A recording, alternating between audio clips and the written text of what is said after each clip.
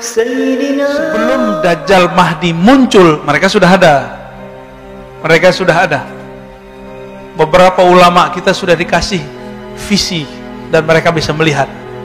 Beberapa sudah mimpi, beberapa sudah mengalami pengalaman rohani, bertemu dengan sosok Al-Mahdi, bertemu dengan sosok Dajjal. Udah ketemu, Pak. Beberapa mereka udah melihat di mana si Dajjal itu, di mana Imam Mahdi itu. Jadi sosoknya sudah ada. Tapi kapan Allah keluarkan dua-duanya? Maka terjadilah perang besar dulu yang disebut Al-Malhamah Al-Kubra. Tapi di perang Malhamah itu sebenarnya Imam Mahdi sudah keluar, cuma belum semua orang tahu. Dajjal pun sudah bergerak, tapi di belakang layar. Keluarlah kemudian puncaknya, jika Dajjal keluarnya 40 hari 40 malam. Al-Mahdi itu dia saktinya luar biasa. Semua keilmuan yang pernah ada di masa lalu itu ada pada beliau. Maka Al-Mahdi nggak pernah takut sama Dajjal. Hidupnya santai karena dia mengenal Allah. Ala inna awliya Allah la khaufun alaihim wa lahum yahzanun. Para wali nggak ada takutnya. Jadi antum kalau cemas ini nur kewaliannya hilang udah. Al-Mahdi itu presidennya, pemimpinnya para wali. Pasti dia paling tenang di saat semua orang ribut, semua orang cemas. Kita baru dapat isu Dukhon 15 Ramadan tahun lalu, cemas nggak? Ya Al-Mahdi santai aja pasti. Ya apalagi pengikut-pengikut dia, santuinya bukan main. Dan nggak mungkin Al-Mahdi itu sekarang nonjol-nonjolin dirinya. Apalagi nongol-nongol di YouTube ngaku-ngaku udah ketemu Tuhan, nggak mungkin, ya. Dan kurang canggih. Al-Mahdi kalau mimpi ketemu Tuhan, ketemu Allah, ketemu Nabi, Al-Mahdi dapat akses yang lebih mulia dari itu. Maka jangan percaya dengan Mahdi-Mahdi palsu. Semua di prank itu, ya. Jadi ada Mahdi di prank, Pak. Nah itu muncul di akhir-akhir hari ke-40. Udah hari ke-30-an itu Allah turunkanlah Sayyidina Isa di Menara Putih. Di mana Menara Putih? Di timurnya Damaskus. Maka nanti bergerak dari Khorasan timur. Kita ini bagian dari timur, cuma bukan Khorasan. Nanti bergerak. Di saat itu coba antum perhatikan hadis ini. Hal la taqumu sa'ah hatta yaghzuha 70,000 min Bani Ishaq. Tidaklah terjadi kiamat sehingga berperang padanya 70.000 keturunan Ishaq. 70.000 keturunan Ishaq berarti Israel bukan?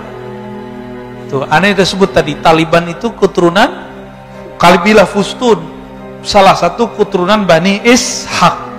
Ini nubuat Nabi nih.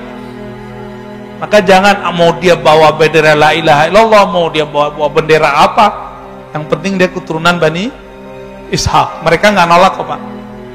Mereka nggak nolak kalau mereka keturunan Ishaq. Fa idza ja'uha nazalu, jika mereka datang nazalu, mereka menempati atau turun, falam yuqatilu bisilah, mereka tidak berperang dengan alat-alat senjata. Walam yarmu bisahmin, di saat itu mereka tidak berperang menggunakan panah. Berarti olahraga akhir zaman apa dong? Tidak berperang dengan panah. Walam yarmu bisamin, saya suka panahan walaupun susah kena aja. Ini Fajar nih menyaksikan kalau saya main panahan. Dari 10 yang kena atau doang. Pas baca hadis ini, alhamdulillah. Kenapa? Lam yarmu bisahmin, mereka tidak perang dengan melempar busur panah. Tapi yang mereka katakan apa?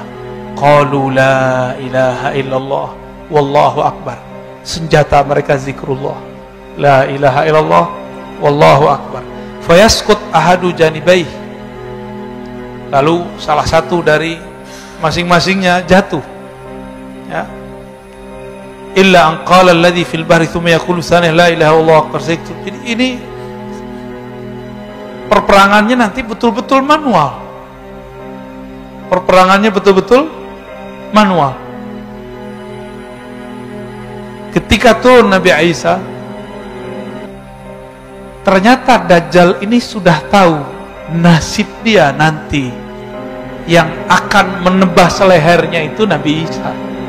Makanya Nabi Isa di waktu beliau masih hidup di zaman Bani Israel, umur 33 tahun lebih beberapa bulan, beliau kemudian dikhianati oleh salah satu muridnya sendiri yang nyamar jadi pengikutnya, namanya Yudas Iskariot.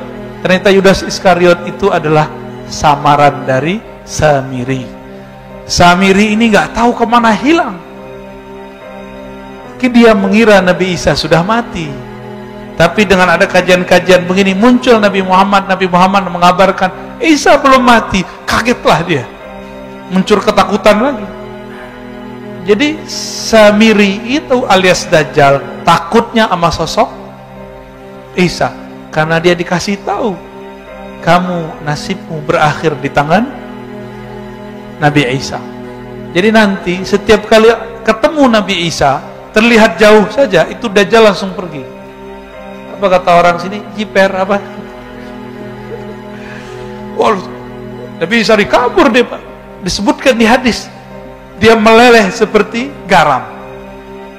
Garam kepanasan meleleh. Maksudnya ketakutan. Jadi Dajjal tuh nggak pernah takut kecuali Nabi Isa. Menurut antum, Al-Mahdi ini kurang sakti atau gimana? Kok Nabi Isa yang bunuh? Ketika Nabi Isa turun, Nabi Isa masuk ke satu masjid di salah satu wilayah di Syam. Kita nggak tahu nama masjidnya apa, kan belum dikabarkan, di hadis cuma begitu doang. Di dalam masjid sudah berkumpul umat Islam, di luar berjaga. Ternyata nggak jauh dari situ pasukan Dajjal sudah mau menembus, tapi nggak berani dekat. Di saat itu Nabi Isa datang, Nabi Isa dipersilakan jadi imam. Apa kata beliau? Tidak, engkaulah yang jadi imam, wahai Mahdi. Coba bayangin, wali dari Nabi Muhammad, keturunan Nabi Muhammad, jadi imam di belakangnya Nabi Isa. Kok bisa?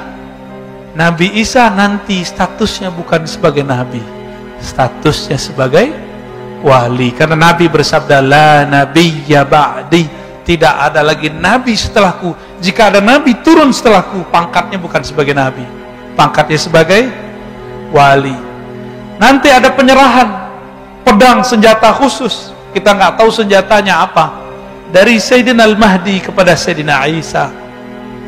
Pedang itulah kemudian alatnya Nabi Isa untuk menggorok Dajjal. Ini Dajjal itu digorok dengan apa aja nggak mati-mati.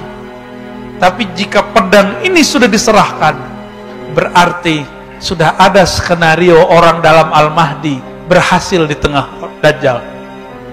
Sebagaimana orang Dajjal disisipkan ke Al-Mahdi, kan Allah khairul makirin, Allah sebaik-baik yang berkonspirasi. Tentu juga ada orang Al-Mahdi di sekitar Dajjal. Nanti mereka kode-kodean, Pak, secara batin. Siap. Barulah Sayyidina Isa mengejar kemanapun Dajjal pergi. Disitulah terbirit-birit mereka bergerak bersama, Al-Mahdi, Isa, Al-Mahdi, Isa.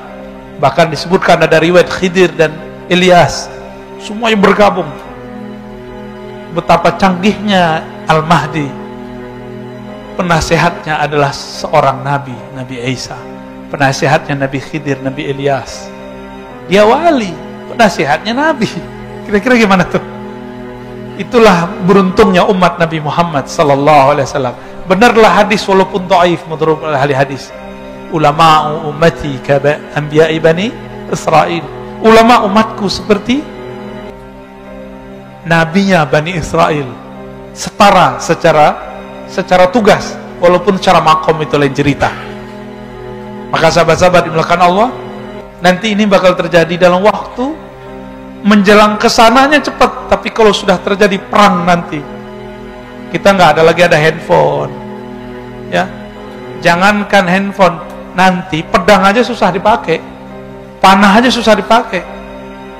Tapi nanti ada perang kekuatan-kekuatan batin, kekuatan alam.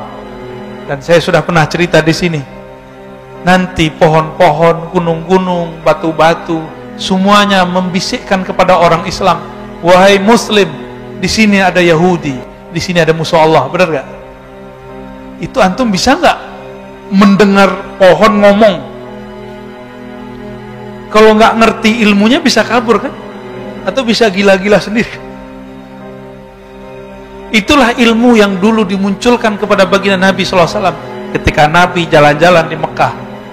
Itu bukit-bukit bebatuan, itu nyapa Rasulullah, Assalamualaikum ya Rasulullah. Nabi masuk ke Madinah, banyak pohon, itu pohon-pohon patuh sama Nabi. Itu ngomong pakai bahasa lisan atau pakai bahasa rohani? Rohani, Pak. Kalau Bapak coba pakai bahasa lisan, coba aja pohon tuh ngomong, ya, saya jamin gagal. Tapi Allah mengatakan, dengan apa kita berdialog dengan alam? Nah, ini kata kunci. Tidaklah ada sesuatu, wa in min syai', tidaklah ada sesuatu kecuali yusabbih, bertasbih. Sabbahalillahi ma fis samawati wal ard, bertasbih apa yang di langit dan apa yang di bumi. Maka belajarlah mentasbihkan badan kita, mentasbihkan batin kita, maka nanti kita akan bisa berdialog dengan bahasa-bahasa tasbih alam semesta. Baru bisa ngerti, Pak, nanti mereka ngomong apa. Maka nanti walaupun kelompok Al-Mahdi ini sedikit, tapi tentaranya itu alam. Air berbicara, pohon berbicara, batu berbicara, kecuali ada satu pohon namanya Al-Gharqad yang sekarang sudah ditumbuhin mereka, ya.